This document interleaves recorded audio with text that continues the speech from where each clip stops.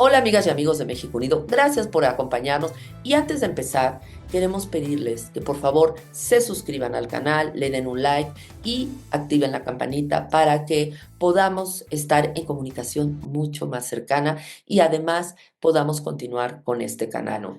Hoy queremos que todas nuestras notas, ustedes nos den su opinión, nos escriban qué piensan, qué opinan desde la ciudadanía, porque pareciera que nada más nos enteramos de lo que pasa como espectadores cuando realmente tenemos mucho que decir. Queremos escucharlos en verdad y leeremos todos y cada uno de sus comentarios. Pues empezamos esta vez con una nota que el gobierno mexicano de Claudia Sheinbaum no ha querido que salgan los medios de comunicación y que no nos enteremos. Ella quiere controlarlo todo. Pero gracias a Anabel Hernández, periodista de investigación, nos enteramos que ya empezó la cacería. Este sábado pasado casi atrapan al hijo del Chapo. Así es, el sábado pasado, en un operativo estadounidense contra Iván Archibaldo Guzmán, líder de los Chapitos, estuvo a punto de ser capturado en Culiacán, pero, oh sorpresa, se les escapó. Sin embargo, en el operativo atraparon a su piloto, Mauro Alberto, alias El Jando. Pero ¿por qué es tan importante este personaje, el Jando? Pues bien, fuentes citadas por Oscar Valderas y Luis Chaparro sugieren que el piloto podría conocer detalles sobre la negociación entre los Chapitos y la DEA, ya que lo han señalado como parte de la estructura logística del grupo. Pues resulta que el Jando podría conocer detalles del presunto secuestro del Mayo Zambada, otro pez gordo del cártel de Sinaloa. ¿Se acuerdan ustedes que el pasado 25 de julio, pues hubo todo este operativo, si lo podemos llamar así, todavía no sabemos si fue traición, si fue, ¿qué fue? Bueno, para atrapar al Mayo Zambada. Pues bien, el Mayo fue entregado en este día a las autoridades estadounidenses y nadie sabe bien qué pasó. Se sospecha que el Jando tuvo algo que ver en la logística, así que su testimonio sería oro molido. Y por su parte, la entrega del Mayo Zambada a Estados Unidos sigue siendo un enigma. No sabemos qué pasó. Se dice que llegó en un avión privado a Nuevo México y desde entonces está bajo custodia. Pero ¿cómo llegó hasta allá? ¿Quién lo entregó? El Jando podría tener respuestas. Y bueno, ¿qué sigue? Las autoridades creen que el Jando puede revelar detalles jugosos sobre la relación entre los Chapitos y la DEA y la Agencia Antidrogas de Estados Unidos. Y esto podría ser un duro golpe para el cártel de Sinaloa. Un intento fallido de capturar al hijo del Chapo, un piloto capturado que podría saber mucho sobre la entrega del Chapo a Estados Unidos y un montón de preguntas sin respuestas. La historia del cártel de Sinaloa sigue dando de qué hablar. Dinos tú, ¿qué piensas? ¿Por qué crees que Sheinbaum no quiso que nos enteráramos de esta nota, de esta ya penetración del gobierno de Estados Unidos? ¿Será porque quiere mantener la imagen de que tiene doblado al gobierno de Estados Unidos cuando es al revés? Por su parte, admite Estados Unidos un aumento de vuelos de reconocimiento en combate a cárteles mexicanos. Ellos dicen que comparten inteligencia con México, así lo dijo el líder del Comando del Norte. Veamos qué significa esto. Pues bien, este líder del Comando del Norte reconoció este jueves que ha habido un incremento en los vuelos de reconocimiento de Estados Unidos para recabar información sobre los cárteles mexicanos de la droga. Pero en realidad nosotros sabemos que Estados Unidos manda y México obedece. El Comando Norte de Estados Unidos, siempre preocupadísimo por nosotros, admitió que está volando más seguido sobre México. ¿Cuál es la excusa? Pues que necesitan recabar información sobre los cárteles. Ay, ajá, porque está claro que nuestras autoridades no saben nada. ¿Será eso? O sea, ellos están haciendo todo el trabajo del gobierno de México haciendo ahora sí que toda esta operación de reconocimiento y de logística que ya debieron de haber hecho el gobierno de Morena desde hace más de 6 años. Y lo mejor de todo esto es que según ellos dicen, compartimos inteligencia con México. Bueno, perdón, suena ironía, voy a detenerme aquí. ¿Cómo se puede compartir inteligencia? O sea, yo sé de qué están hablando, pero hablemos de las realidades y del término literalmente inteligencia con Morena, Dios mío. Bueno, Seguimos con la nota.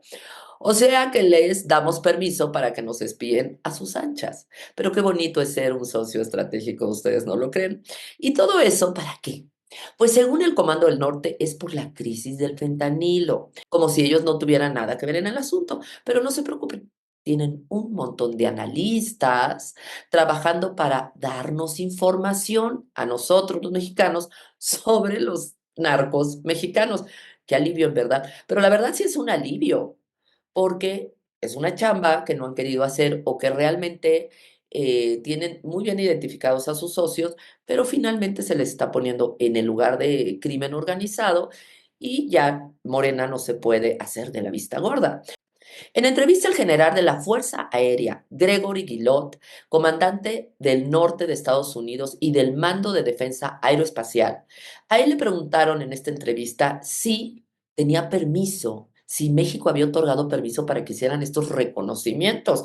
Sorprendentemente contestó esto: no, el Departamento de Defensa, así lo indicó Guillot, es quien acotó que compartimos inteligencia con México para mostrarles lo que vemos. Están haciendo la chamba, insisto.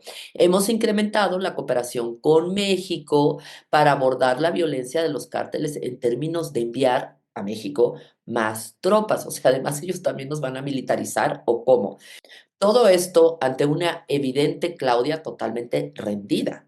Guillot dijo que actualmente hay 5,000 soldados estadounidenses en activo en la frontera sur de Estados Unidos y consideró que este número crecerá próximamente.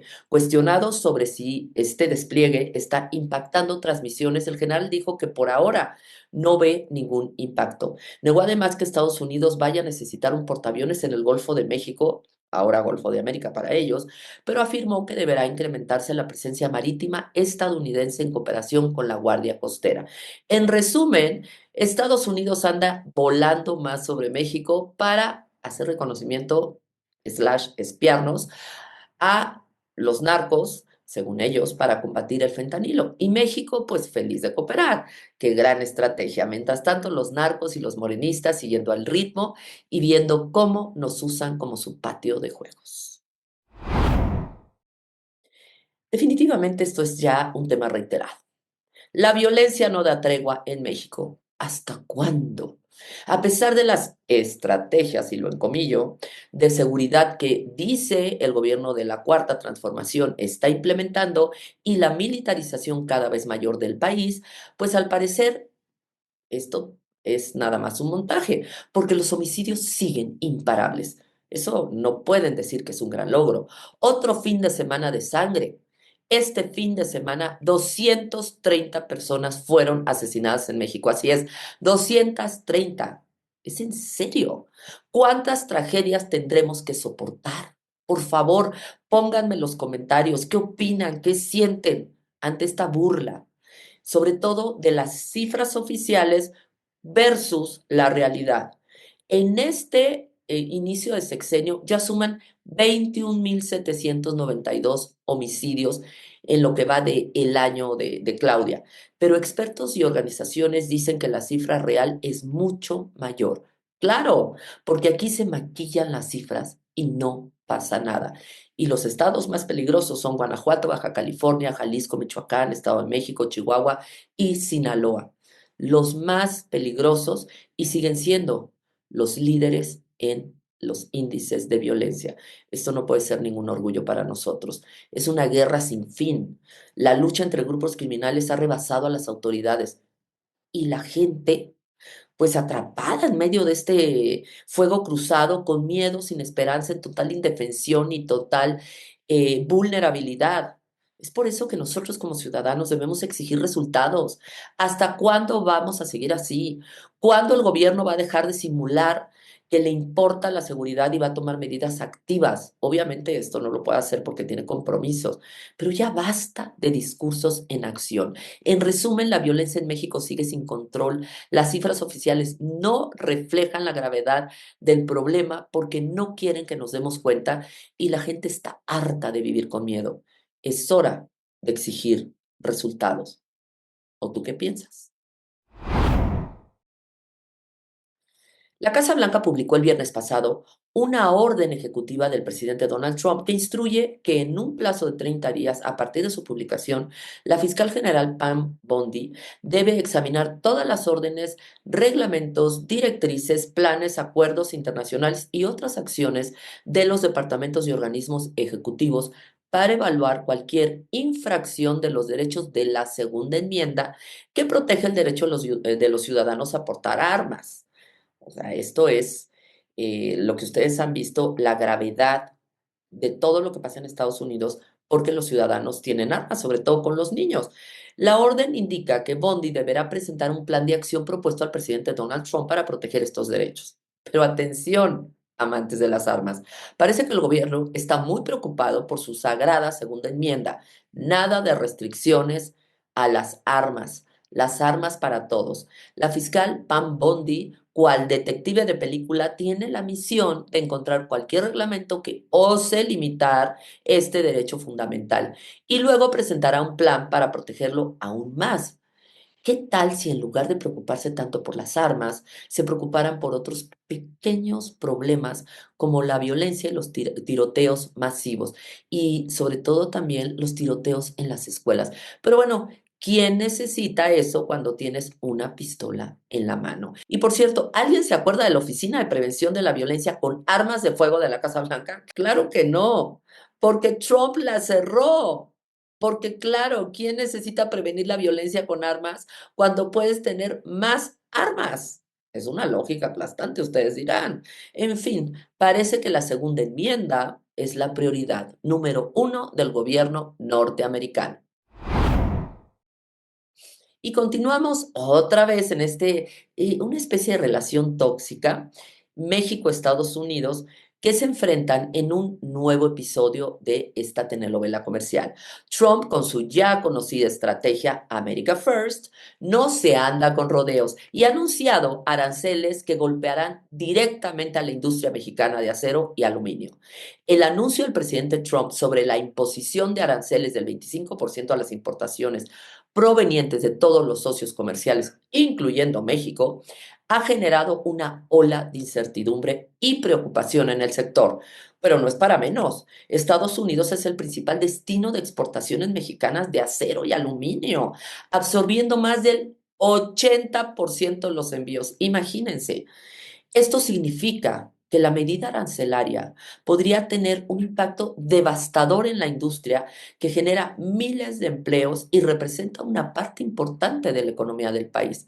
Las consecuencias, la pérdida de competitividad, el impacto en la cadena de valor, riesgos de represalias de México, ya ven que la presidenta con tú me haces, yo te hago, entonces que no es lo más inteligente. Pero ¿cuál sería la respuesta de México realmente? Aún está por verse, pero una cosa está clara, esta batalla no será fácil para nadie. Y tú dime, ¿crees que esta medida tendrá un impacto negativo en la industria mexicana? ¿Qué crees que debería hacer México para proteger sus intereses comerciales? Te leemos. Bueno, y cómo no dejar de hablar de Trump, quien decidió un magnífico regalo a la Administración para el Control de las Drogas, la DEA, al nominar a Terry Cole como su nuevo director. Pero qué sorpresa, Terry es un veterano en la agencia y actualmente ocupa el grandioso puesto de secretario de Seguridad Pública del estado de Virginia. Y bueno, Trump, por su parte, en su inigualable estilo que ustedes ya conocen, no pudo resistirse a mencionar en un mensaje de su red Truth Social, ustedes ya la conocen, que Cole tiene una impresionante trayectoria de 21 años en la DEA, nada menos que en misiones en Colombia, Afganistán y México. Y por supuesto, no podía faltar la respuesta de Sheinbaum, que reiteró con firmeza que su gobierno no permitirá injerencionismo ni violaciones a la soberanía de México. Esto ya parece un mantra.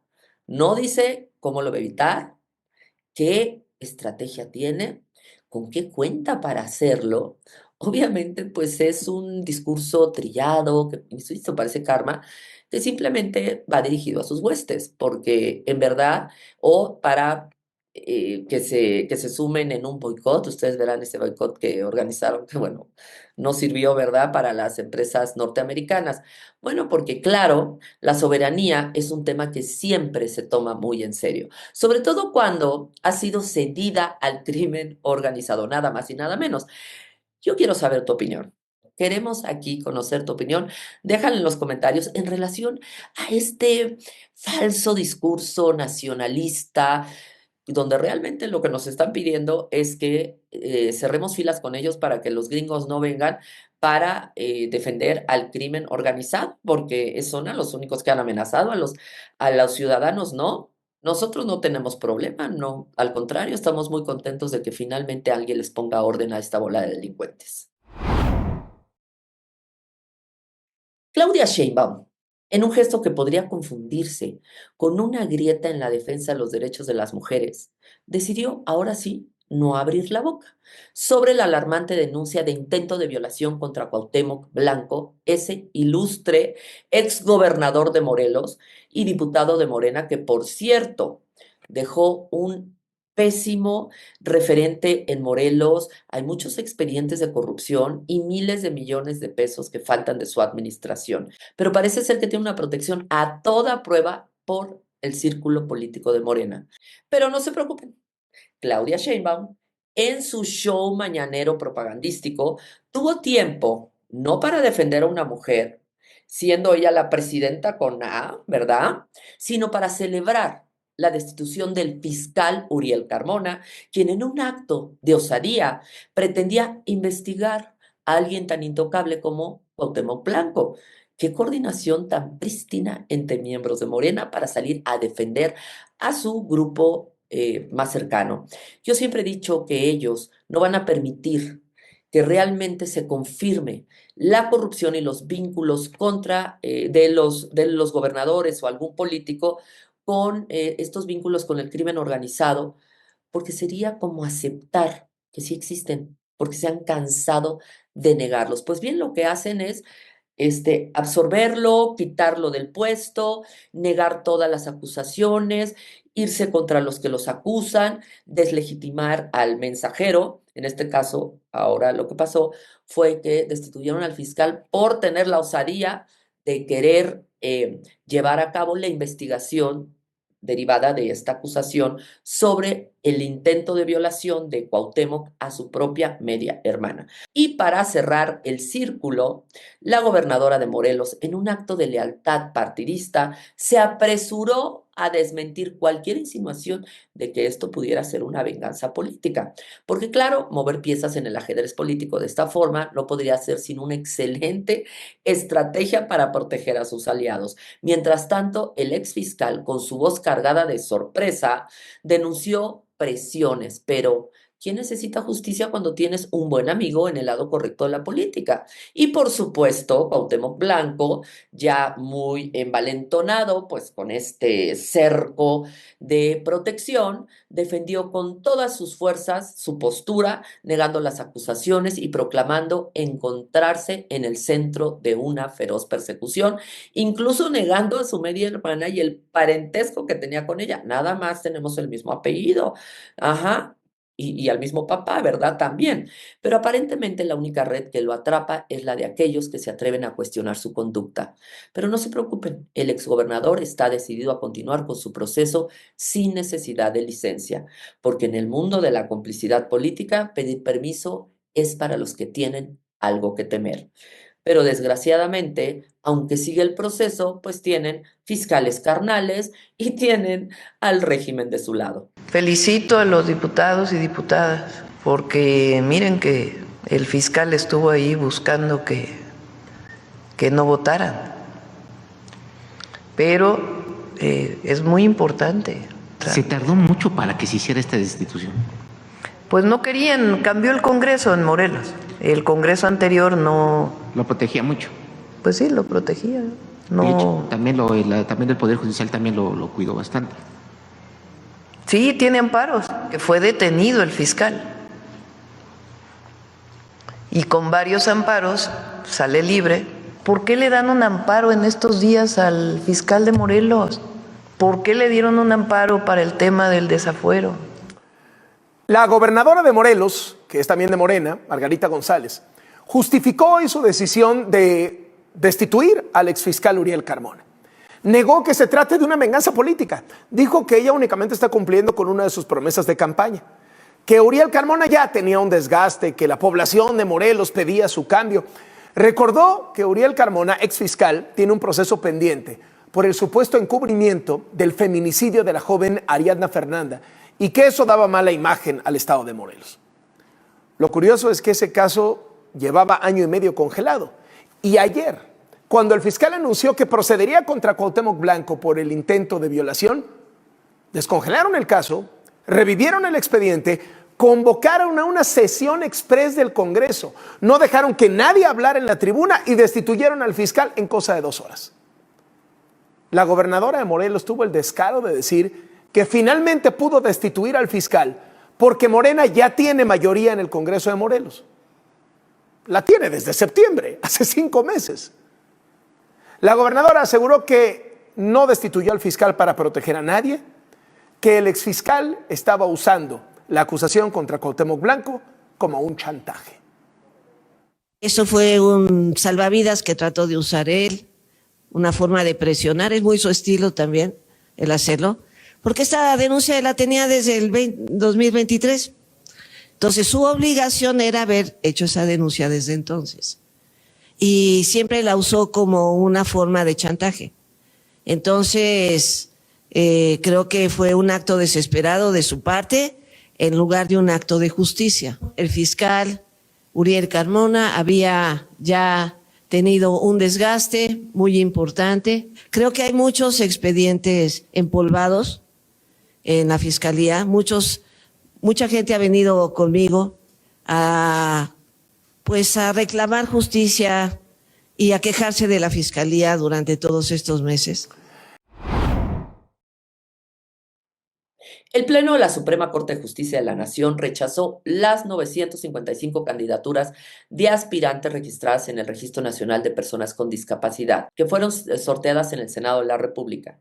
Y esto fue derivado de las tranzas y los conflictos que está presentando este proceso. Esta decisión implica que el Poder Judicial no podrá usar a ninguno de los candidatos sorteados en las próximas elecciones, según lo establecido por la Constitución. A pesar de esto, el Tribunal Electoral del Poder Judicial de la Federación ordenó al Senado de la República que en caso de que la Corte no apruebe las candidaturas, como sucedió, el Senado puede imponer candidatos adicionales al Instituto Nacional Electoral. Obviamente esto les cayó como anillo al dedo a los senadores de Morena, porque ahora ellos pueden meter mano. Sin embargo, la Corte no logró los 8 votos necesarios para validar las candidaturas de los aspirantes sorteados. Sin sorpresas, solo las ministras Lenia Batres Guadarrama, Yasmín Esquivel Moza y el ministro Alfredo Gutiérrez Ortiz Mena votaron a favor de las candidaturas. El resto de los ministros rechazaron el bloque de listado. En resumen, la Suprema Corte rechazó las candidaturas de las personas con discapacidad propuestas por el Senado, lo que generó un debate sobre la representación de este grupo en las próximas elecciones. Yo quisiera conocer, ¿tú qué opinas de todo este desaseo, de todo este montaje, esta pues realmente burla y simulación que Morena están haciendo para pretender que la gente o seguir haciendo el teatrito de que el pueblo está escogiendo en un proceso democrático a jueces magistrados cuando eso es como decir, vamos a escoger a nuestros doctores en el servicio de salud democráticamente, ¿verdad? Cuando, o sea, ya la respuesta es obvia. Y con esto pretenden seguir engañando a la gente que, pues de forma noble, les crea. Y bueno, por su parte, Noroña siendo Noroña, ustedes ya saben. Este personaje desafió a la Corte y alienta la opacidad en la elección del Poder Judicial. En un acto de clara injerencia y desafío a la legalidad, el presidente del Senado, o sea, es una vergüenza que este personaje sea el presidente del Senado, Gerardo Fernández Noroña, entregó al INE las listas de candidatos para la elección del Poder Judicial, desconociendo abiertamente la autoridad de la Suprema Corte. imagínense. Y obviamente evidenciando su desprecio por el Estado de Derecho y evidenciando también un total y brutal abuso de poder. Noroña, en un intento por imponer su voluntad, cuestionó la labor de la Corte y minimizó las irregularidades señaladas por el Tribunal Electoral, ignorando las voces que exigen transparencia en rendición de cuentas. A pesar de conocer errores humanos en el proceso, Noroña insistió en la pulcritud del mismo, por Dios, o sea, yo creo que no sabe el término pulcritud o él tiene otro significado, y de esta manera evadió su responsabilidad en la falta de transparencia, negando la influencia de su partido y de los otros poderes en la integración de las listas. Esta es la dinámica y la estrategia. Tú niega, tú haz lo que te da la gana, miente, propaganda y ya salimos de esta. Siempre lo hacen. La actitud de Noroña representa un grave atentado contra la independencia del Poder Judicial y socava la confianza de las instituciones, poniendo en riesgo la legitimidad del proceso electoral. Es fundamental que la ciudadanía exijamos claridad y legalidad en la elección del Poder Judicial. No podemos dejar pasar esta, evitando que intereses políticos oscuros manipulen un proceso tan importante como la democracia. ¿Tú qué opinas?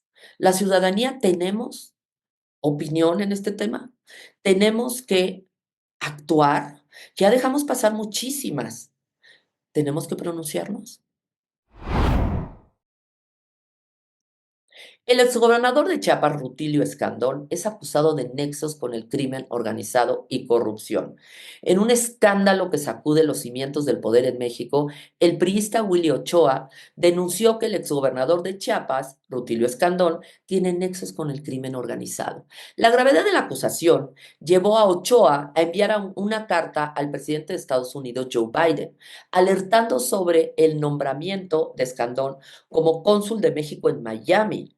Ya saben que la forma de premiar de Morena a los que les tapan las corruptelas o los que entregan al Estado o los que pues son los cuates, pues entregarles embajadas. Lo peor del caso es que el servicio exterior de carrera, que antes era muy bien visto y era de profesionales en diplomacia, pues ahora se está viendo empañado por este tipo de personajes. Ochoa condenó enérgicamente que se otorgue impunidad y protección diplomática a un político cuyo gobierno en Chiapas estuvo marcado por la negligencia y omisión y preocupantes vínculos con el crimen organizado.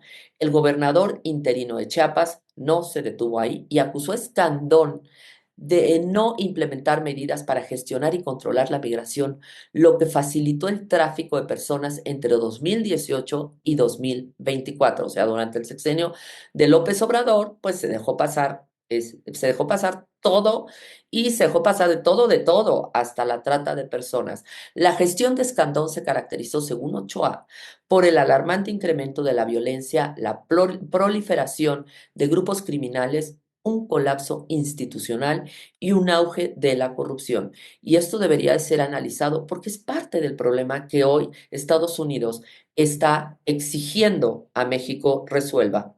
Ante la gravedad de estas acusaciones, Willy Ochoa solicitó al gobierno de Estados Unidos que evalúe las implicaciones de otorgar asilo y protección diplomática a Escandón Cárdenas. Y en esto sí tienes que dejar tu opinión, porque vamos a hablar del fraude del siglo. Así lo denominó Ricardo Anaya. Y para sorpresa, pues obviamente otra vez Morena, porque las Comisiones Unidas de Reordenamiento Urbano y Vivienda y legislativos, en un despliegue de transparencia y debate sin precedentes, aprobaron una minuta para reformar la ley del Infonavit. Porque ahora resulta que este organismo podrá construir viviendas y hasta tener su propia empresa filial. Esas empresas que le encantan a Morena, esas empresas donde hay una opacidad brutal, pues bueno, todo esto se va a consolidar. ¿Quién lo hubiera imaginado? La minuta aprobada con una abrumadora mayoría de 18 votos a favor, todos del mismo partido, obviamente Morena, y solo con 2 tímidas abstenciones, promete regular la organización, administración, operación, desarrollo, control y vigilancia, así como la rendición de cuentas del Infonavit. Sí, claro, porque todos sabemos que cuando un gobierno controla todo, la transparencia y la rendición de cuentas, pues son su principal talón de Aquiles. Para eso se necesitan contrapesos. Y Morena nos ha enseñado que eso de la transparencia, eso de los controles, pues no es lo suyo, ¿verdad? Pues esta iniciativa en verdad es muy, muy peligrosa. Ya fue enviada a la Cámara de Diputados y tuvo algunas modificaciones menores como el carácter tripartita de la institución, en la Comisión de Vigilancia, el Comité de Auditoría y el Comité de Transparencia. Son bien generosos en verdad, ya que permitieron que otros partidos participaran en la vigilancia de sus propias acciones. En verdad o sea, nunca habíamos visto esto. Seguro que esto va a garantizar la fiscalización exhaustiva y objetiva. Ustedes lo pensarán, ¿verdad? Bueno, pues, ¿qué creen? Noroña, siempre tan expedito, él ya había advertido que la iniciativa podría tener cambios. Pero ¿qué creen? Resulta que no hubo tales cambios, a pesar de las peticiones de la oposición. Qué raro, ¿no? ¿Será que el partido Morena no quiere escuchar a la oposición? ¿Será que por eso se dieron una mayoría calificada fraudulenta y además una supremacía constitucional? Esto es imposible. Bueno, pues ante esta situación, el coordinador del PAN en la Cámara Alta, Ricardo Anaya, denunció que el partido oficialista mintió y que con la reforma se meterá una empresa filial que no va a ser fiscalizada. Esa es la marca de Morena. Pero ¿qué cosas dice? ¿Acaso el gobierno va a crear empresas para manejar fondos públicos sin ningún tipo de control? Vean ustedes lo que dijo Ricardo Anaya. Con el dedo a la gente a decir, no, no se preocupen, va a haber cambios. No hay un solo cambio. Yo hoy no iba a hablar, pero es que han dicho tantas mentiras que creo que sí es obligado a hacer por lo menos 4 precisiones. Va la primera, creo que hay que enfatizar lo más delicado de esta reforma. Y basta con leer el artículo 42. Lo que van a poder hacer es disponer de los recursos que son de la gente. O sea, para que se entienda claro, endeudaron al país, se les acabó la lana y ahora van por el dinero de la gente. Miren, esto que están viendo aquí es un estado de cuenta. Por definición, el saldo de un estado de cuenta es de un ciudadano. Hay 72 millones de personas que tienen un estado de cuenta como este. Es el estado de cuenta de la Afore. Dentro del estado de cuenta se lee con toda claridad que en la subcuenta de vivienda esta persona tiene 370,151 pesos con 90 centavos. Ese dinero que es de una persona es el que el gobierno que ustedes representan va a tomar. Aquí está otro estado de cuenta, este es de Profuturo. Lo mismo, nada más que en este caso la persona tiene 188,999 pesos. Van a tomar, se están cruzando una línea que jamás habían cruzado. Endeudan al país, se acaban el presupuesto y ahora van por el dinero de la gente. Y lo van a meter a una empresa filial que, como ya se dijo, no va a ser fiscalizada, con la que van a hacer, según ustedes, proyectos de inversión. Nada más que donde salga mal, como le salió mal en Dos Bocas, donde dijeron que iba a costar 8,000 millones y costó 20,000, donde dijeron que para 2022 empezaba a funcionar y en 2024 apenas jalaba al 10%, donde eso pase, quiebran a la empresa y no pierden su dinero, pierden el dinero de la gente que está en su cuenta de banco. Segundo, mintieron. Ayer declararon ustedes, los representantes del gobierno, que se iban a hacer cambios al dictamen para tranquilizar a los trabajadores que vinieron a protestar. Mentira. Aquí está el dictamen. No hay un solo cambio respecto de lo que aprobaron los diputados. Ni una coma. A ver, yo les pido, es más, les dono de mi tiempo, que alguien diga que es falso y que sí hay cambios. Porque ustedes salen a los medios a darle a tole con el dedo a la gente, a decir, no, no se preocupen, va a haber cambios. No hay un solo cambio respecto de lo que aprobaron los diputados. Entonces, ¿nadie quiere usar mi tiempo? Entonces, demostrada la mentira. Tercero, usan como pretexto que ha habido actos de corrupción en el pasado, y eso es verdad. Claro que ha habido actos de corrupción en el pasado. Una bola de despachos y de notarios tranzas que vendieron la misma casa cientos, a veces miles de veces. ¿Por qué? Porque el ciudadano, mientras no cumple 65 años, no puede retirar la lana de su cuenta, aunque sea suya. Entonces, unos trácalas vendían las casas muchas veces para que los ciudadanos pudieran retirar su dinero, nada más que obviamente que esos notarios tranza se quedaban con mucho del dinero. Miren, el PAN ya presentó la denuncia penal, está presentada en la Fiscalía contra todos los actos de corrupción que ustedes señalaron en la mañanera. Entonces, no usen esto de pretexto para robarle su dinero a la gente. Simple y sencillamente procedan, metan al bote al que haya cometido un acto de corrupción. Y por último, Sí hacen falta viviendas en México, viviendas dignas, viviendas de buen tamaño. Por eso votamos a favor de la reforma constitucional. Pero como esto tiene que funcionar, porque a cada crítica vamos a hacer una propuesta, es que el gobierno sea un facilitador de tierra, de trámites, de permisos y que establezca las características de las casas para que tengan un tamaño adecuado, una ubicación correcta, transporte público, servicios de calidad. Pero que el dinero que se arriesgue en estos fraccionamientos sea el dinero de las empresas privadas. Y si sale bien, que ganen los trabajadores. Y si sale mal, que pierdan los empresarios. El problema con el modelito de ustedes es que si sale mal, como muy probablemente va a ocurrir, no van a perder los empresarios. Van a perder más de 70 millones de personas que hoy tienen su dinero en el banco y que lo van a perder. Por eso sostenemos que esta reforma es un robo y un atraco y por eso vamos a votar en contra. Es cuanto, presidente. Seguro que no hay ningún riesgo de que se repita otro caso como el de Dos Bocas. Y para terminar, hay que recordar que la refinería de Dos Bocas fue construida cuando Octavio Romero Oropesa, actual director del Infonavit, estaba al frente de Pemex. Pero qué coincidencia, ¿no creen? ¿Será que esto tiene algo que ver con la nueva empresa filial del Infonavit que pretenden crear? Qué mal pensados somos, ¿verdad? Por favor, díganos ustedes, ¿qué podría salir mal? Y ahora escuchen esta estupidez. Cuando creemos que Morena ya nos dijo todo, ya no hay más que ver porque realmente no pueden superar ya tanto, pues bien, la fiscal de la Ciudad de México, Berta Alcalde Luján, hermana de ya sabemos la que fue secretaria de Gobernación y ahora presidenta del partido, que aquí no hay nepotismo, ¿verdad? Ella aseguró que en la capital se resuelven más casos de feminicidio de los que ocurren. ¿Cómo puede ser esto, por Dios? De la Ciudad de México también es punta de lanza. Se ha logrado que el número de casos esclarecidos con imputados en prisión enfrentando su proceso o sentenciados supere incluso la incidencia. Es decir, se resuelven más casos de los que ocurren. Bueno, y hablando de nepotismo y hablando de corrupción, les queremos enseñar una nota, una investigación que hizo Latinos sobre el triste papel en el que quedó México con esta calificación de corrupción que se hace con diferentes criterios. El lugar que le otorgan a México es lamentable.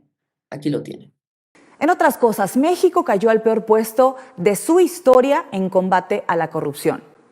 No ha acabado como presumió el expresidente López Obrador. En 2024 pasó del lugar 126, en el que estuvo durante 2 años seguidos, al puesto 140 de 180 países evaluados en el ranking mundial de la organización Transparencia Internacional. De un jalón se desplomó 14 lugares. El descalabro ocurrió durante el último año del sexenio de López Obrador, quien prometió barrer la corrupción de arriba para abajo. También dijo que seríamos mejor que Dinamarca, pero pues nos quedamos muy lejos. Este país encabeza la lista de los mejor evaluados, obtuvo 90 de 100 puntos en el índice de percepción de corrupción, considerado el principal indicador mundial de medición de este delito en el sector público. En la escala de 0, el 0 representa mayor corrupción y 100 la menor. Detrás de Dinamarca aparece Finlandia con 88 puntos y Singapur con 84. México cerró 2024 con 26 puntos, es decir, salió reprobadísimo después de 4 años consecutivos de haber obtenido 31 puntos. Los países peor evaluados, considerados los más corruptos, son Venezuela, Somalia y Sudán. A nivel regional, México aparece por encima de Guatemala, de Paraguay, Honduras, Haití y Nicaragua. Según este informe, la caída de nuestro país en el ranking de combate a la corrupción es porque no se han tomado medidas que han sido eficaces contra casos emblemáticos como el caso Odebrecht y Segalmex. Aquí no para esta paliza. Transparencia Internacional puso en la lista negra a México junto a Brasil y Colombia como los países con más asesinatos de defensores ambientales. Alertó que de los 1,013 casos en 2019, el 80% ocurrió en América, principalmente en estos 3 países. Y continuamos con Morena que nos lleva de sorpresa en sorpresa y a una gran velocidad. Una iniciativa con tintes autoritarios y de plano dictatoriales en la Ciudad de México. ¿Quién lo hubiera imaginado? Ahora resulta que el gobierno, en su infinita sabiduría y preocupación por el bienestar de los ciudadanos, ha decidido una buena idea: meterse con la propiedad privada, así como lo escucharon. ¿A quién le importa el esfuerzo y los años de trabajo de las familias capitalinas? Total, que son unos cuantos ahorros comparados con el bienestar que el gobierno nos quiere imponer. Segura que esta iniciativa, lejos de ser un atropello a los derechos de los ciudadanos, es una muestra más de la visión y el compromiso humanista de Morena. Aplaudamos todos, qué gran paso hacia un futuro donde la propiedad privada es solo un recuerdo y tal vez alguna aspiración sentenciada por los morenistas. ¿O no será que estamos ante un nuevo intento de controlar y manipular a la ciudadanía? ¿Será que detrás de esta disque noble iniciativa se esconde un interés por hacerse con propiedades a costa del esfuerzo de los demás? Qué mal pensados somos, ¿verdad? Seguro que el gobierno solo quiere lo mejor para nosotros, ¿o no?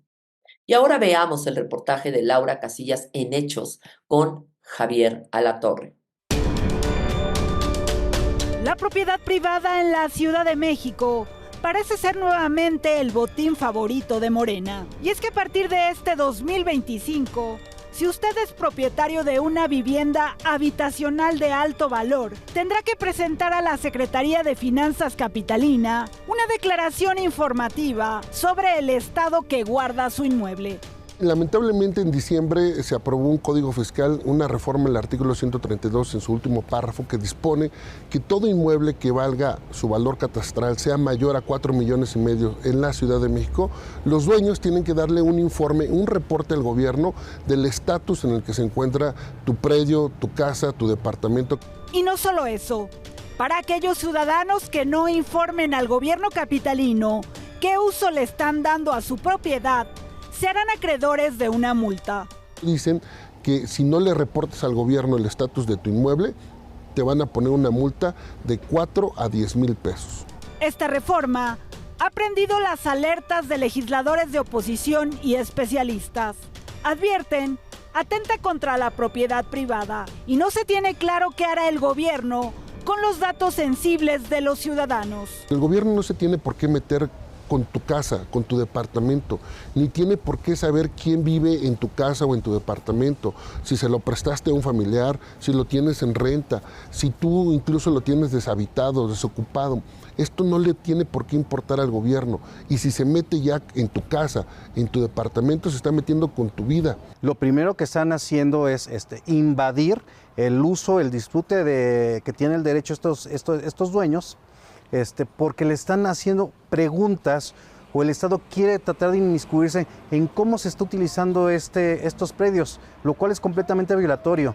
El Estado sabe cuál es el uso de suelo que tiene cada inmueble en la Ciudad de México. Por su parte, los ciudadanos que son los más afectados dicen que esta medida es injusta, invasiva y selectiva. Vaya, qué graves problemas tenemos. Claudia Sheinbaum, en su infinita sabiduría, ha decidido que la importantísima batalla del momento es corregir el nombre del Golfo de México en los mapas de Google. Sí, señores y señoras, mientras el país se enfrenta a problemas de inseguridad, falta de agua, contaminación, la educación de baja calidad, el crimen organizado, nuestra heroína se preocupa por cambiar el nombre en un mapa. Qué gran visión, ¿verdad? Y lo mejor de todo es que después de una ardua investigación, descubrimos que el culpable de este ultraje es nada más y nada menos que el mismísimo Google. ¿Será que la presidenta Cona planea demandar a Google por ese error geográfico? ¿O será que está buscando un culpable fácil para distraer la atención de todos esos problemas que mencionamos? Pues ustedes díganos, ¿qué opinan? Y ya para despedirnos, un lamentable ataque con granada en Francia en un lugar de esparcimiento. ¿Dónde hemos visto esto, por favor? En este caso, pues no vamos a hablar de México, ¿verdad? Y de todas estas muchísimas veces que hemos escuchado estas escenas, afortunadamente no todas, no todos los hemos presenciado ni hemos estado ahí. En esta ocasión fue en Francia porque un hombre lanzó una granada contra un bar. La explosión hirió a 12 personas. Aún no encuentran al agresor, pero la fiscalía señala que pudo ser un ajuste de cuentas. La región está consternada por un evento. Nosotros ya estamos desensibilizados. Y recordemos que hace unos meses un alto funcionario del gobierno de Francia dijo que le preocupaba que muchas zonas del país tenían situaciones que pudieran mexicanizarse. Imagínate, ya somos adjetivo para calificar acciones criminales y terroristas. Esto es gravísimo, pero lamentablemente es un adjetivo muy justificado. Esta es una verdadera tragedia que imprimió el gobierno de Morena a México, un país maravilloso que por sus complicidades con el crimen organizado se olvida todo lo grande que es México para reducirnos a un ejemplo que no hay que seguir. México no lo merece.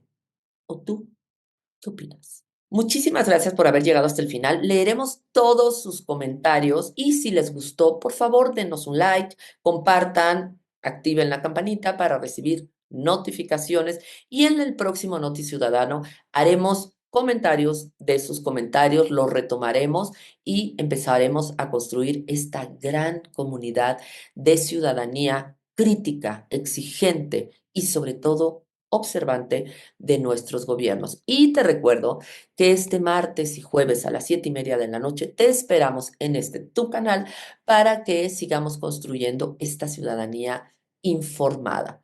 Muchísimas gracias por estar con nosotros y aquí nos vemos.